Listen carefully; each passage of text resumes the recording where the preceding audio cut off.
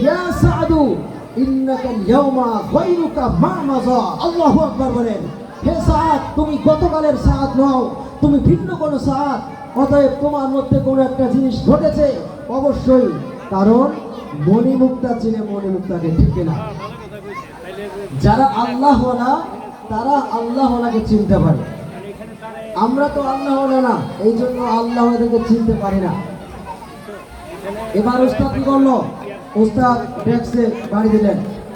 বাড়ি দেওয়ার পর বললেন, না, বরং তোমরা নিজেরাই পড়তে থাকো, সাত তুমি আমার কামরায় আসো।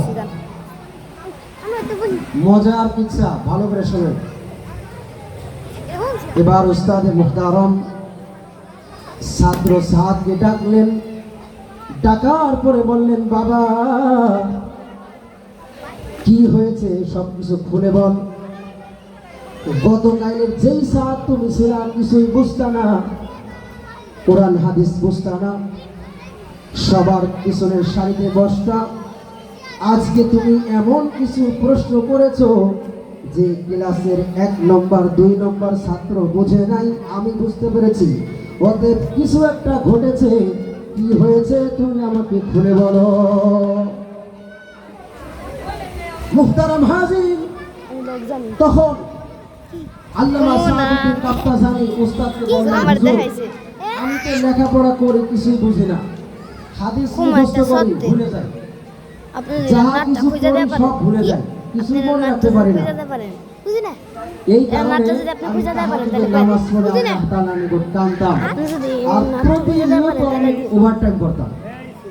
অর্থাৎ রাত যখন 9:30 বাজতো, রাত যখন 10টা বাজতো, আমার সহপাঠী আমার সাথীরা ঘুমিয়ে পড়তো, কিন্তু আমি সাদ ঘুমাইতাম না। আমি বেডিং সব কিছু বানিয়ে এরপর মসজিদে চলে যাইতাম, ওভারটাইম করতাম। ওভারটাইম করতে করতে আমি ঘুমিয়ে গেলাম। ঘুমানোর পরে আল্লাহ নবী সাল্লাল্লাহু আলাইহি ওয়াসাল্লাম স্বপ্নে যোগে আসলেন। আসার পরে আমার সাথে সাক্ষাৎ করলেন আর আমার গালের মধ্যে থুতু নিক্ষেপ করলেন। হতে পারে আল্লাহ রসুলের থুতুর বরকতে আমার মেধা খুলে গিয়েছে। সুবহানাল্লাহ। এখন এই কথা শোনার পর উস্তাদ এবার ছাত্রকে বললেন, সাদ, এই যে আমরা এখানে আছি, এখানে এই কামরার মধ্যে আমি আর তুমি আছি, আর কেউ নেই, কোনো ছাত্র দেখবে না। যেহেতু আল্লাহ নবী সাল্লাল্লাহু আলাইহি সাল্লাম তোমার মুখে লালা থুতু নিক্ষেপ করেছেন, আমি উস্তাদ হয়েও সেই সমতুল্য পাইনি, বরং আমি হা করলাম, তুমি আমার ছাত্র, তোমার মুখের লালা তুমি আমার গালে নিক্ষেপ করে দাও। আল্লাহু আকবার বলেন। তখন ছাত্র সাদ কি করবে? তিনি বললেন, ঠিক আছে উস্তাদে মুহতারাম, যখন আপনি নির্দেশ দিয়েছেন আপনার নির্দেশ তো অবশ্যই পালন করতে হবে। তখন এই যে ছাত্র সাদ, তিনি উস্তাদের মুখে কি থুতু নিক্ষেপ করেছিলেন বরকত হিসেবে। এখান থেকে আমাদের বুঝতে হবে যে প্রচেষ্টার বিকল্প কিছু নেই। সাদউদ্দিন কাপ্তাজানি রহমাতুল্লাহি তাআলা আলাইহি এমন ইলমে বালাগাত ফাসাদ কিতাব লিপিবদ্ধ করেছেন। আমাদের মাদ্রাসার লাইনে মুখতাসারুল মানি একটা কিতাব আছে, সরহেবেকা জামাতে পড়ানো হয়।